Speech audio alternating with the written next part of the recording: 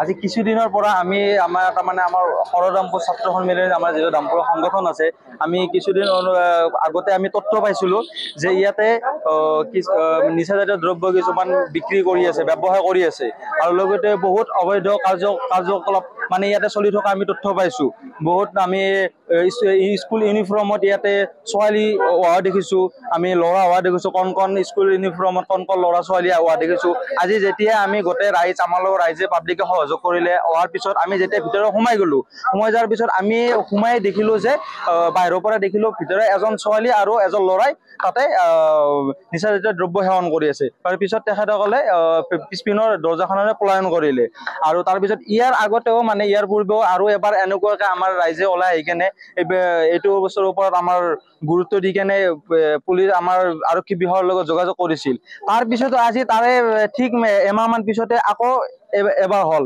আজি যিটো আপোনালোকে দেখা পালে আকৌ এবাৰ কিহৰ কাৰণে এইটো হৈ আছে আমি ক'ব নোৱাৰোঁ। আৰক্ষী বিভাগ আমি বাৰ জনোৱাৰ পিছতো কিহৰ অৱহেলা, ইয়াৰ মালিক মই জনামতে ইয়াৰ মালিকজন নৱ ভৰালী, ইয়াৰ মালিক হয়, ৱেইন শ্বপৰ মালিক নৱ ভৰালী আৰু লগতে অতুল মালাকৰ ইয়াৰ মানে ভূমিৰ মালিক অতুল মালাকৰ। আৰু লগতে আমি তথ্য অনুসৰি কোনোবা শৰৎ নামৰ মানুহ এজনে এই মাটিখিনিৰ ওপৰত কেছ কৰিছে।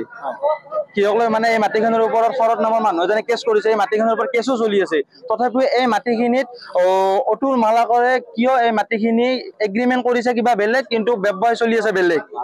আমি যিখিনি তথ্য পাইছোঁ আজি, এগ্ৰিমেণ্ট যদি চলিছে ধৰি লওক বেলেগ, কিন্তু ব্যৱসায় কৰি আছে বেলেগ। কিহৰ কাৰণে এইটো চলি আছে?